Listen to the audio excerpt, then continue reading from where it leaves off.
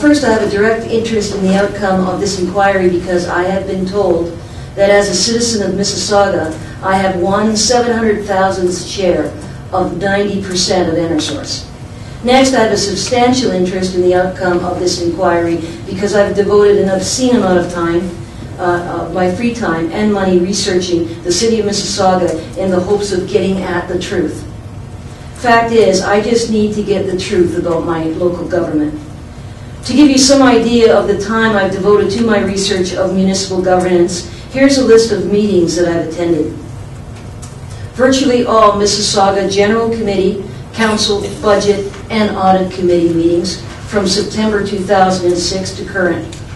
All but a few are on videotape, the rest audio.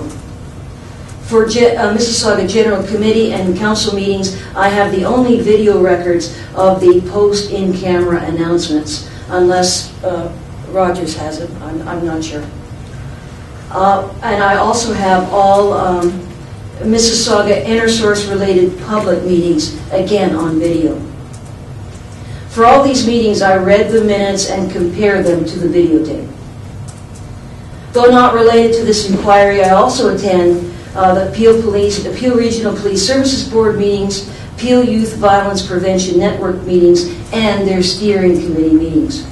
Most importantly, I've been researching the City of Mississauga through Freedom of Information since January 2007. I spent close to $2,400 to obtain documents and staff emails, and I've also spent over $600 in Freedom of Information with the City of Brampton.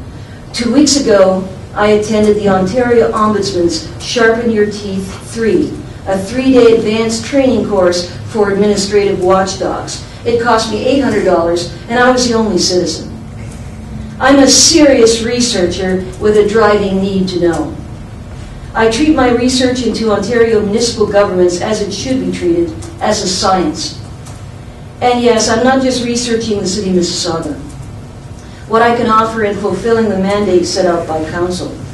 Regarding the contentious May 21st, 2008 Council meeting and the change of the minutes, I have video of that meeting, including the post-in-camera announcement and adjournment.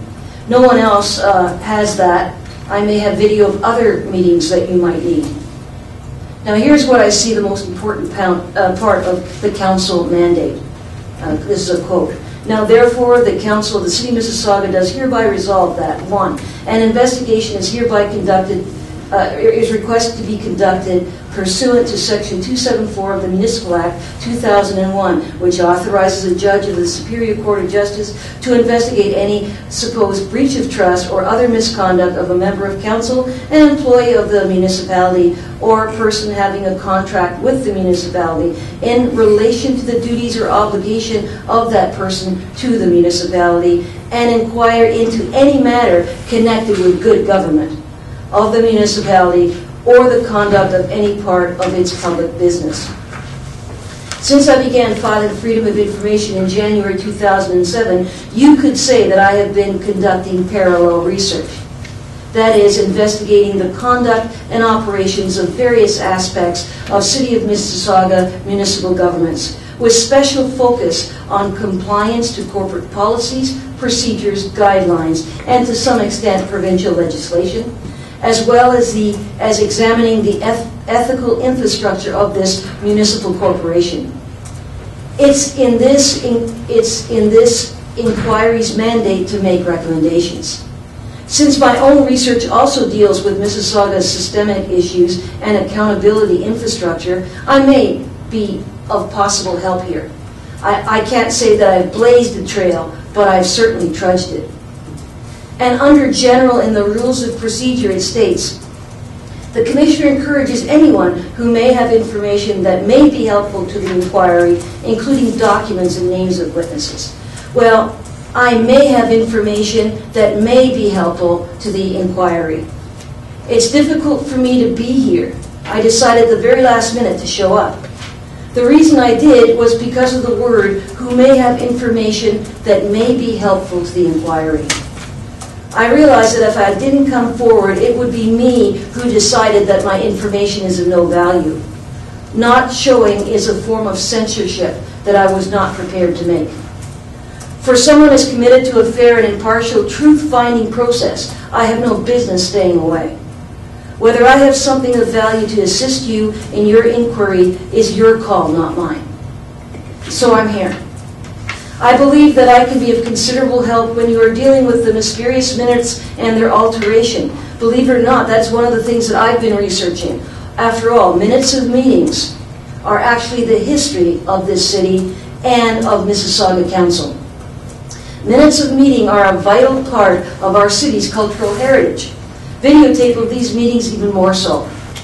Also, Freedom of Information provides me with unique insight, behind the scenes peek and probe into the bowels of our big yellow City Hall. I have some documents that I believe may assist. One of the most important things I was taught at the Ontario Ombudsman's Sharpen Your Teeth course had to do with interviewing witnesses. Gareth Jones, director of SORT, the Special Ombudsman's response team, reminded us to put ourselves in the shoe of the person we are interviewing. I did that over the weekend, pretending to be in your shoes.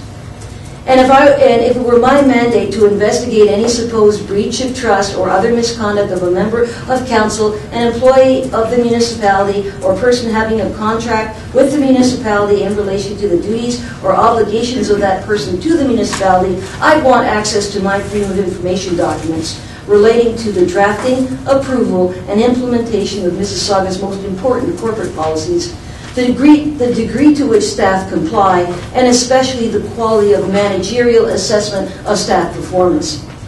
The other thing I'd want if I were in your shoes is an objective, reliable witness. And that's where my videotapes and documents come in.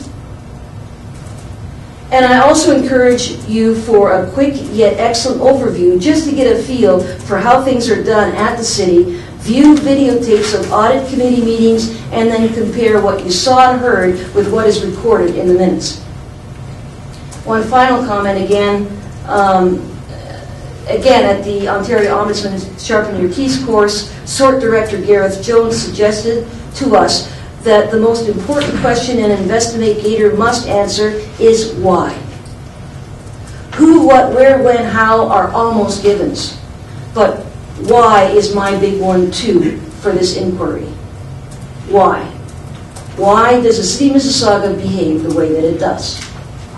I'm requesting limited standing, asking to allow to participate as witness by submitting video, audio, or documents that I think you might need, and to make written submissions at the conclusion of the evidence. That's it. Thanks. Thank you very much, Ms. Dunn. Excuse me.